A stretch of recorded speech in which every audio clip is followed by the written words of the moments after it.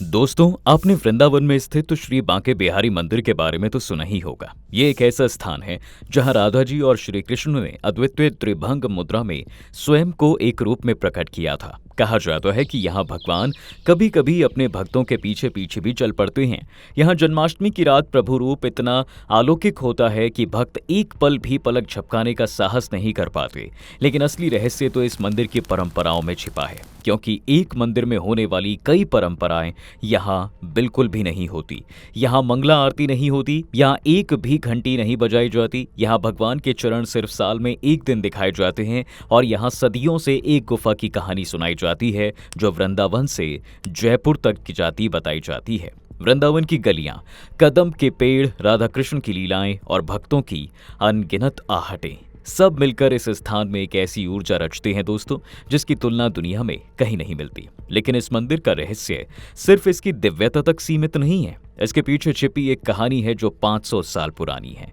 सालों पहले वृंदावन घने जंगलों से ढका शांत पवित्र क्षेत्र था। यहीं रहते थे स्वामी हरिदास, जो भगवान के महान प्रेमी और संगीत के अवतार माने जाते थे।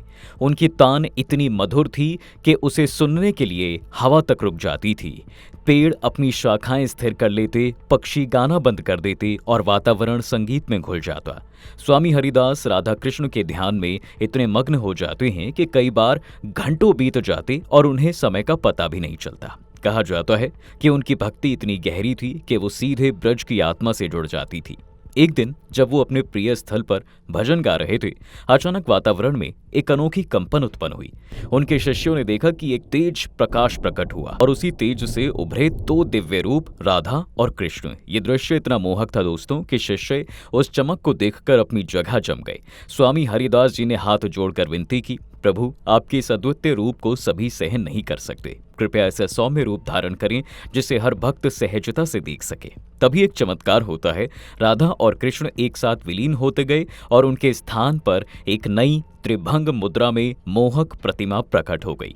बांके बिहारी ये मूर्ति नहीं थी, ये उन दोनों का एक साथ प्रकट हुआ दिव्य रूप था और यहीं से शुरू हुआ बांके बिहारी का इतिहास। एक ऐसा स्थान जहां भगवान का अस्तित्व जीवित माना जाता है।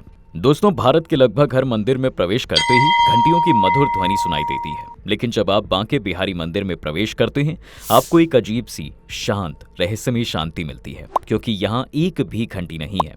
क्यों? क्योंकि बिहारी जी को बालक रूप में पूजा जाता है। कहा जाता है कि तेज आवाज उन्हें परेशान कर सकती है और उनका विश्राम भंग हो सकता है। इसलिए यहाँ पर कोई भी घंटी नहीं बजाता, ना ही कोई तेज आरती की ध्वनि होती है। यहाँ भगवान से रिश्ता पूजा से अधिक ममता से जुड़ा हुआ है। लेकिन यहाँ मंगला आरती क्यों नहीं होती? भारतीय परंपरा में मंगला आरती तो सबसे महत्वपूर्ण मानी जाती है, लेकिन बांके बिहारी मंदिर में मंगला आरती साल में सिर्फ एक बार होती है, जन्माष्टमी के अगले दिन। क्यों? क्योंकि यहाँ भगवान को जल्दी जगाना उचित नहीं माना जाता।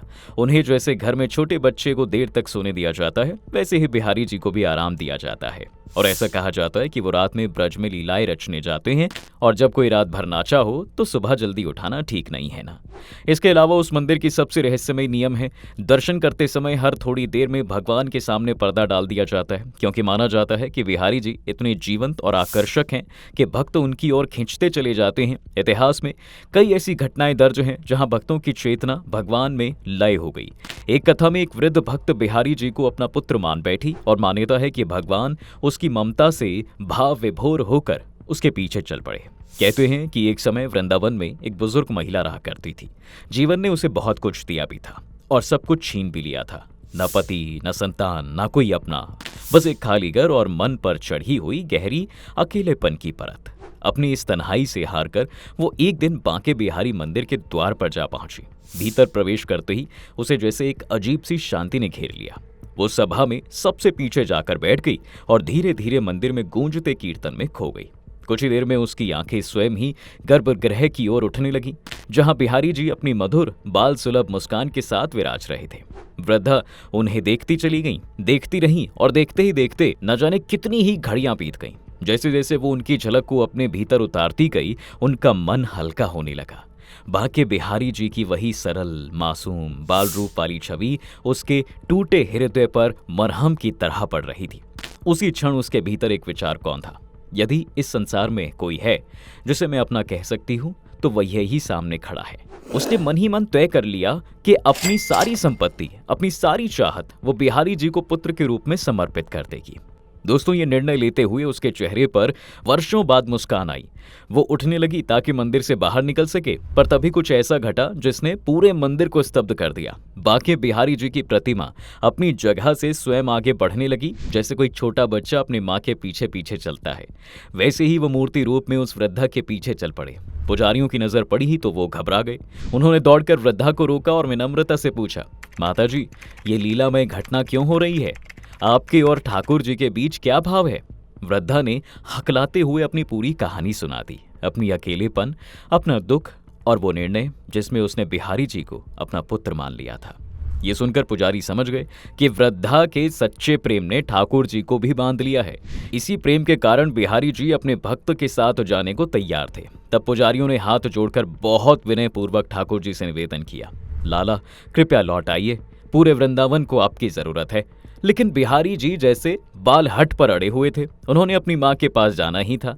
काफी देर तक प्रार्थना और स्तुति के बाद ही पुजारियों ने उन्हें मनाया और प्रेम से दोबारा सिंहासन पर स्थापित किया। और इस अद्भुत घटना ने सभी को एक बात फिर से समझा दी, भगवान भक्ति के नहीं, भाव के भूखे होते हैं। और इसी घटना के बाद बांके बिहारी मंदिर में हर 2 मिनट में पर्दा डालने की परंपरा शुरू हो जाती है, ताकि लाला किसी भक्त की अतः प्रेम लहर में बहकर फिर किसी के पीछे ना चल पड़े।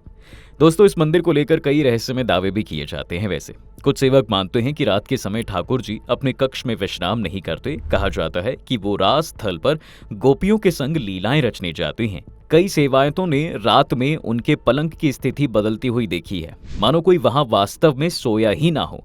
कई पुरानी मान्यताएं कहती हैं कि बांके बिहारी मंदिर के नीचे एक सुरंग थी जो वृंदावन से जयपुर के गोविंद देव मंदिर तक जाती थी। कहा जाता है कि मुगल आक्रमणों के समय इसी गुप्त मार्ग से मूर्तियों को सुरक्षित ले जाया जाता था। कुछ संत कहते हैं अब ये मार्ग कोई फिजिकल रूट नहीं बल्कि ऊर्जा का पथ है जो दोनों मंदिरों को दिव्य रूप से जोड़ता है। इसके अलावा यहाँ पर एक ऐसा कमरा है जिसको लेकर कहा जाता है कि यहाँ खजाना छिपा है जिसकी रक्षा नाग करते हैं। हालांकि धनतेरस के मौके पर इस कमरे को खोला भी गया, लेकिन इस कमरे से सोना रत्न मुकुट जैसा कुछ भी नहीं मिला। सिर्फ पुराने चांदी के पात्र, कीचड़, धूल आदि चीजें मिली। लेकिन फिर भी मंदिर का इतिहास बताता है कि मंदिर का असली खजाना कभी था और वो 1926, 1936 और 1971 की चोरी की घटनाओं में लगभग पूरी तरह गायब हो गया।